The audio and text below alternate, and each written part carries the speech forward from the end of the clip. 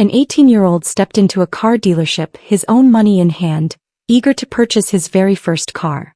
They dismissed him without a second thought. The following day his billionaire mother appeared, ensuring her son's name would be indelibly etched into their memory. Omari Thorne had meticulously mapped out his day. It was a late Thursday morning and the Smyrna, Tennessee air hung heavy with that humid density preceding a summer storm. Omari wasn't bothered. He wore his gray windbreaker black cargo pants and a worn pair of white Nikes. Tucked under his arm was a blue plastic folder containing 5 printouts. Used hybrids, all under $15,000, all with respectable mileage. He wasn't there to impress, merely to prepare for the next chapter of his life. Omari had recently graduated from a magnet high school in Murfreesboro and secured early admission to Georgia Tech's engineering program. He needed a dependable car for the lengthy commutes to and from campus. Nothing extravagant, just something that wouldn't falter on I-24. So when he entered the gleaming glass doors of Crestview Motors, a compact yet polished dealership just off the highway, his demeanor was calm, focused. He even paused to hold the door for a departing woman who offered him a smile. The receptionist behind the front desk, however, did not. "Can I help you?" she inquired, eyes glued to her screen. "Yes, I'm here to look at a few of your listed hybrids," Omari responded, lifting the folder slightly. "I printed them out. There's a couple of Sonatas and a Civic I saw online." The woman gave a brief blink, then asked, "Are you here with your parents?" "No, ma'am, I'm buying it myself." She offered a tight-lipped smile and gestured toward the lot. "Someone will be out shortly." But no one came. Omari waited near the sliding glass doors, glancing outside. He could see the vehicles, pristine and gleaming. The Civic was there, he double-checked, same VIN as the online listing. He took a step outside towards it, then stopped as a tall man in slacks and a red Crestview polo shirt approached, intercepting him. "Lost?" the man inquired. He held a clipboard but didn't consult it, his gaze fixed on Omari's attire, his shoes. "No, I'm here for a car," Omari reiterated, extending the folder. The salesman didn't even glance at it. "Well, this isn't a place to loiter if you're not serious. We've had incidents lately." "Incidents?" Omari repeated, puzzled. "People coming around, checking out cars they can't afford, taking photos, causing issues. You understand." Omari felt a knot tightening in his stomach, but he kept his voice steady. "I printed out a few models from your site. I'm not taking photos, I just want to test drive one."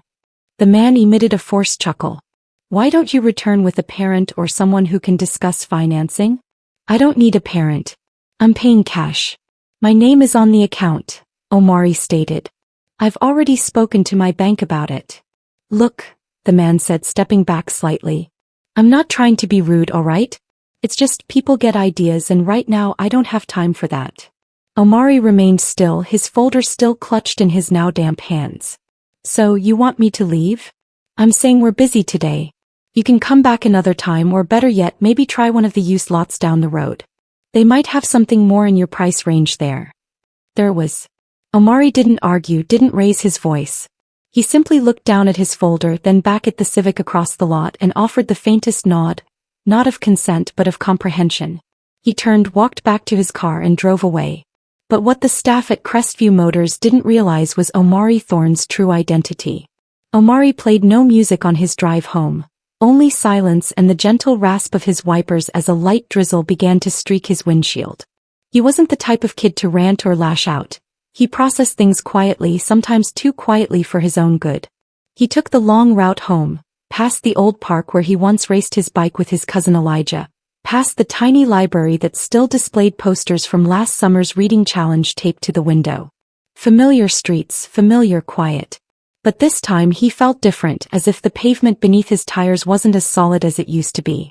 When he pulled into his driveway, he sat there for a moment, hands still on the steering wheel, gazing through the rain-speckled glass. Inside, the house smelled of lavender and black coffee. His mom always said those were the 2 scents that made her feel in control of her day. Omari slipped off his shoes at the door, still silent. He walked to the kitchen, opened the fridge and poured himself a glass of water. Dr. Ayanna Thorne was upstairs on a conference call. Omari could hear the cadence of her voice from her home office.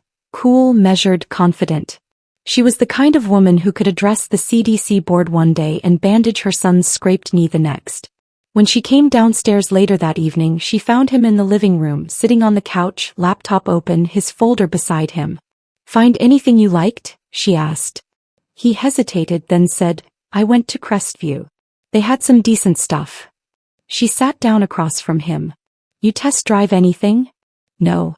Ayanna tilted her head slightly. "Why not?" "They told me to come back with a parent. Said I looked like I was just hanging around." He spoke casually as if reciting a shopping list. Ayanna's lips pressed together. Not in anger, just a deliberate pause. "Did something happen?" He shook his head. "It's whatever. I wasn't going to start anything there. I left." She watched him carefully. "Did they say something specific?" "Not really, just kind of treated me like I didn't belong." Ayanna said little else after that.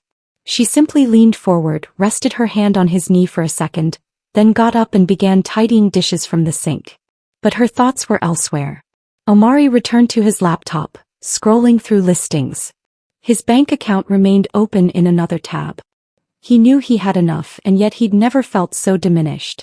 Unbeknownst to him, upstairs in her office, Ayanna was already formulating plans. She wasn't the type to storm into establishments or create public spectacles. That wasn't her way. She believed in precise, controlled action. If you compelled her to speak up, it was out of absolute necessity, and when she did, people listened. That night, she made one call to a friend who worked in property insurance and had consulted for Crestview Motors. Nothing extensive, just a couple of questions about their owner, their staff structure, who managed customer interactions. By morning, she possessed all the information she required. Omari was still asleep when she reversed the Rolls-Royce from the garage. She rarely drove it. It was more symbolic than practical, a gift from a French pharmaceutical investor she'd worked with years ago.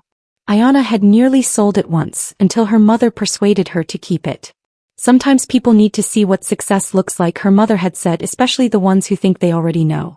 As the car glided onto the main road, its silver accents caught the morning light like subdued armor. But this wasn't about ostentation.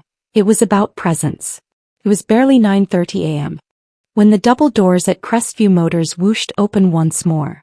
Same lobby, same woman at the front desk, typing away, distracted by her screen's glow. But this time it wasn't Omari. The first thing that seized her attention was the car, the kind you don't easily forget. Midnight blue paint so highly polished it resembled a mirror, a Rolls-Royce Dawn, custom interior, Georgia plates. The kind of car rarely seen parked outside a mid-range dealership in Smyrna, Tennessee. The second thing she noticed was the woman emerging from it. Dr. Ayanna Thorne needed no words to command attention. She entered wearing a navy suit, silent heels, and no jewelry save a silver watch. No smile, no anger either. Just presence, the kind that compels people to straighten up instinctively. "Good morning," Ayanna stated. The receptionist blinked. "Good morning. Are you here for a service appointment?" "No," she replied, gently placing her bag on the front counter. "I'd like to speak with the manager." "Sure, one moment." The receptionist picked up the phone, dialing rapidly, her eyes darting to the car outside. In under a minute, a man appeared, mid-40s, tucked-in dress shirt, Bluetooth earpiece. He seemed perpetually on the verge of concluding a call. "I'm Dan Grissom, general manager here," he said, extending his hand. "What can I help you with today?" Ayanna did not take his handshake. "You had an interaction with my son yesterday. 18 years old. But quiet. Wore a windbreaker. Brought printouts of several used vehicles. You told him to leave." Dan's face twitched, but he maintained his professional smile. "Ma'am, I meet a lot of people. It's possible there was some misunderstanding." Ayanna opened her bag, retrieved Omari's blue folder, and laid it flat on the counter. "He walked in with this. He showed your staff exactly which models he came for. He had financing pre-approved and was prepared to pay cash. He left without a test drive. Do you know why?" Dan's smile thinned. "There's no need to make this confrontational." "It's not," Ayanna replied evenly. "It's informational." Dan exhaled. "Look, if he felt disrespected, I'm happy to offer him a second visit. Perhaps I can walk him through inventory myself." "That won't be necessary." Dan looked bewildered. "Then how can I make this right?" Ayanna picked up the folder, opened it, and held up one of the listings. "You see this Civic here? Your staff told him it was out of his range. You assumed he didn't belong. You didn't know who he was. But that's not the problem. She flipped the paper down gently. The problem is that even if he was just a kid with a dream and not a bank account, he still deserved respect. Dan shifted uncomfortably, finally breaking eye contact. Ayanna reached into her bag again and pulled out a single business card. It was matte black, embossed with her name in silver. Dr. Ayanna Thorne, CO, Oratech Bio Labs. Next time a young man walks in with that kind of preparation, I suggest you ask about his name before you assume his value, she stated. You never know who you're turning away. For a second the room stood still. The receptionist ceased typing. Another salesman paused at the door to the lot. Anna looked Dan directly in the eye. And just so you know, I didn't come here because my son asked me to. He didn't even want me to. He told me not to make it a big deal. But that's the difference between him and me. He gives grace. I give reminders. Dan swallowed hard. Ayanna adjusted her bag on her shoulder and turned toward the exit. Oh, and the car outside, she said over her shoulder. Not for sale. Just a visual aid. She walked out without waiting for a reply, but the conversation inside wasn't over. Not for Dan, not for anyone who had witnessed her entrance. Dan didn't move for a full 30 seconds after the door closed. His ears burned, not from shame but from a dawning realization. He wasn't new to the job. He'd been in the business long enough to distinguish between someone seeking a scene and someone bringing truth. And Dr. Thorne had brought the latter. Behind him, the receptionist whispered, "Was that her son yesterday? The kid we—" Dan didn't answer. In his office he sat down, clicked his pen a few times and stared at his desk. Then he called in the salesman who had dismissed Omari, the same man in the red Crestview polo. Chris closed the door. Chris looked uneasy. "What's up? You remember that kid from yesterday? Black teenager said he wanted to look at hybrids." Chris nodded. "Yeah, the one hanging around the Civic." Dan folded his hands. He wasn't hanging around. He had paperwork, printed listings, pre-approved. His mother came in this morning. Chris scoffed lightly. "Okay, but I mean he looked like—" Dan cut him off. "He looked like what?" Chris paused, mouth slightly agape, but no words emerged. Dan leaned back. "Ever thought maybe we don't get a lot of black customers in here because they walk in, see how we look at them and walk right back out?" Chris squirmed in his seat. "It's not like that." "Are you sure?" Dan asked. "Because she didn't yell. She didn't ask for anything free. She just wanted us to know who we turned away, not because he was poor but because we assumed he was." Chris stared at the floor. Dan pointed at the window overlooking the lot. "Every week we complain about online competition and people wasting our time. But maybe we're wasting our own opportunities by deciding who's worth our effort before they even speak." Chris remained silent, likely replaying all the other young men he'd dismissed with the same tired excuses. Meanwhile, back at home, Omari was still in bed, earbuds in, rewatching a video about solar battery conversions. His morning was tranquil. He had no idea his mother had already returned to the very place that had rejected him, and he didn't need to know. She hadn't gone there for validation. She did it because she'd seen it unfold before. Ayanna's own memories resurfaced as she drove back home, not from fury but from something deeper, older. From the time she was 24 in a pharmacy lab in Columbus, Ohio, when a supplier assumed she was an intern.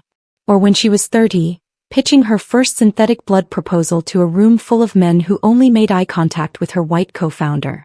Or when she sat on a panel and someone inquired if she was the marketing representative. It didn't matter how many degrees she held. Some people only saw what they were willing to. She wasn't trying to shield Omari from that, she couldn't. But she could ensure someone remembered the next time they tried.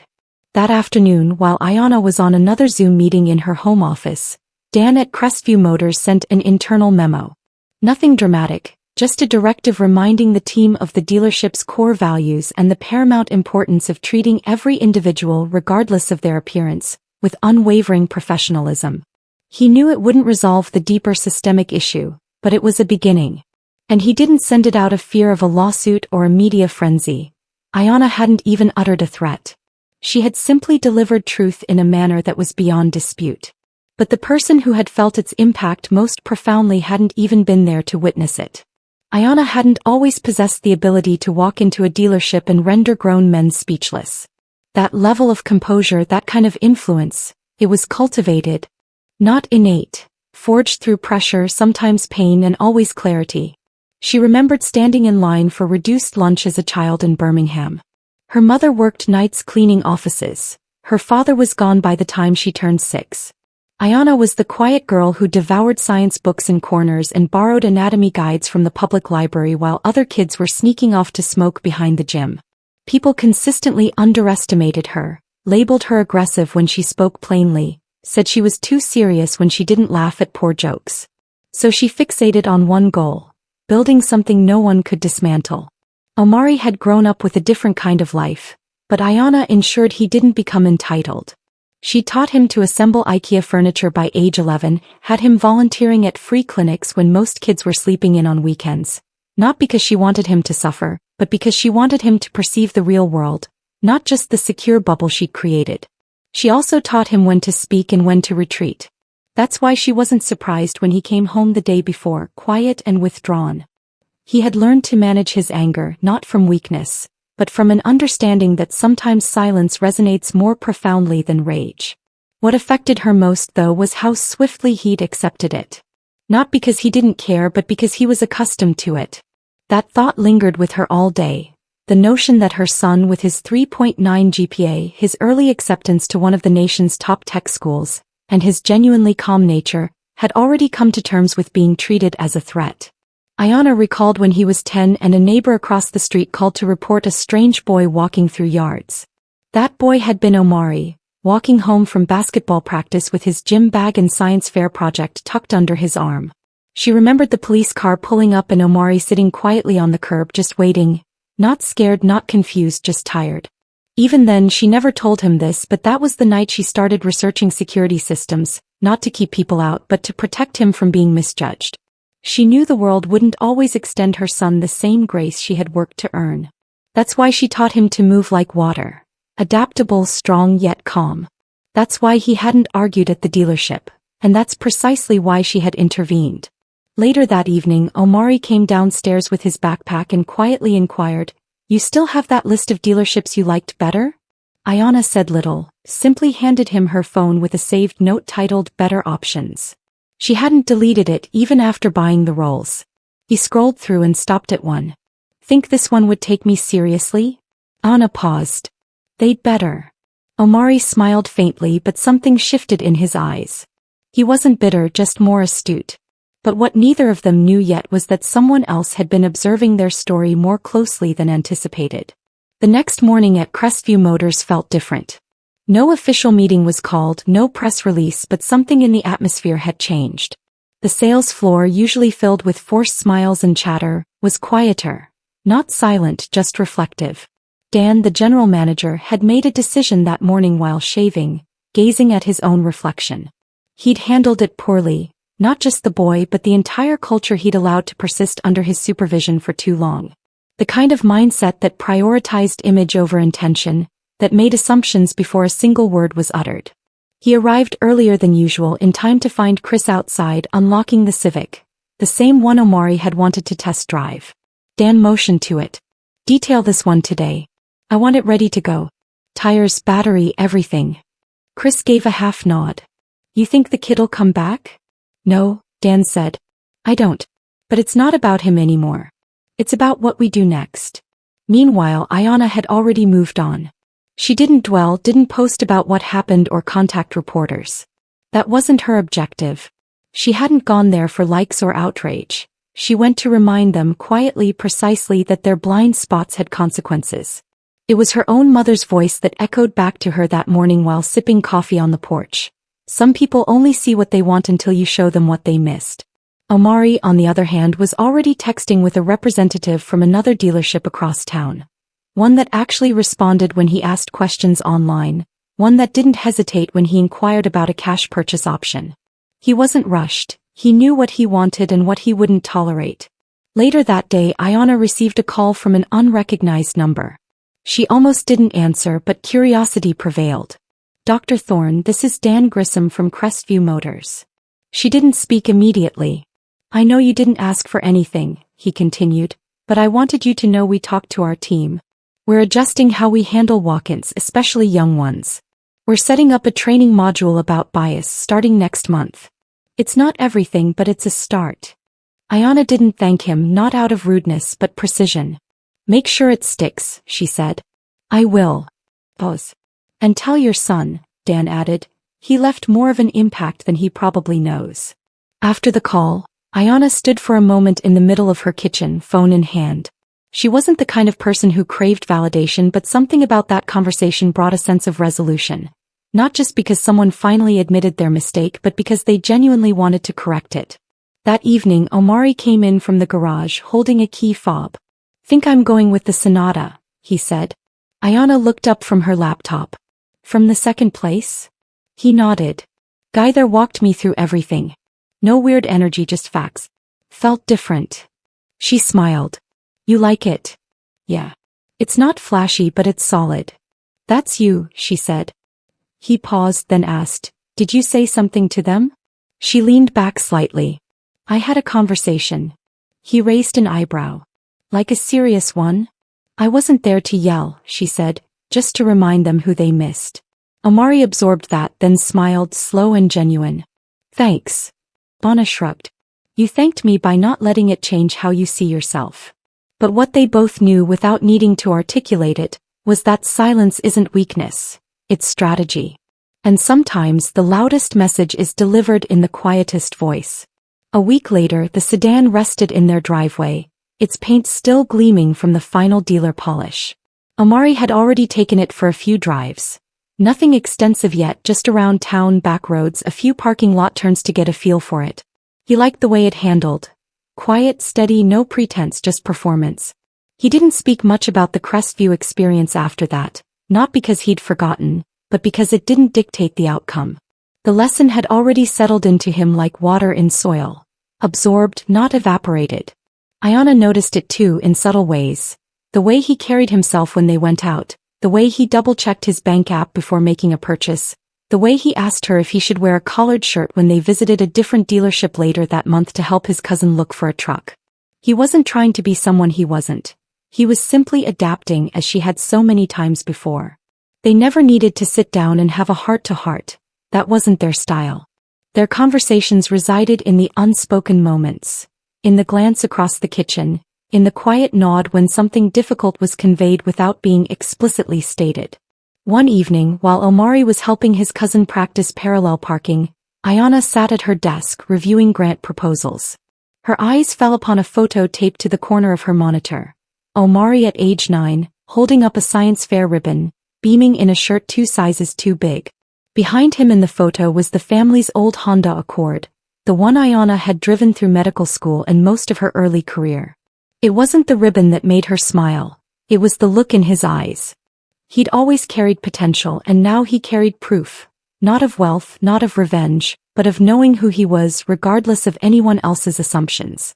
A few days later she received an envelope in the mail, no return address. Inside was a handwritten note on simple white stationery. We're doing better now because someone reminded us why we have to. Thank you, Crestview Motors. She folded it carefully and slid it into the back of her planner, not because she needed to remember them, but because she wanted to remember that sometimes people can change if they're made to see what they've overlooked for too long. That evening she told Omari about the letter. He just chuckled and said, Guess they finally figured it out. Anna looked at him. You figured it out a long time ago. He gave a small shrug. Still feels good though. She laughed. Yeah, it does. Outside, the sun was dipping behind the houses across the street, casting long shadows across the driveway. Omari stood by the car for a moment, arms crossed, just looking at it. Then he opened the door, slid into the driver's seat and started the engine. No music, just movement. No one watching but the people who mattered. And in that moment it was clear he didn't just get a car, he gained something bigger. Self-respect, clarity, the knowledge that quiet dignity speaks louder than noise, that how the world sees you doesn't get to define how you see yourself, that sometimes the best kind of power is walking away without losing your voice. Stories like Omari's unfold every day, and not all of them feature a Rolls-Royce pulling into the lot. But each one presents a choice for all of us. To pause, to reconsider, to truly see people before deciding who they are. If this story resonated with you, if it prompted reflection or reminded you of someone you know, please share it. Let others feel it too. And don't forget to subscribe. More stories like this are coming, Stories that speak quietly but clearly.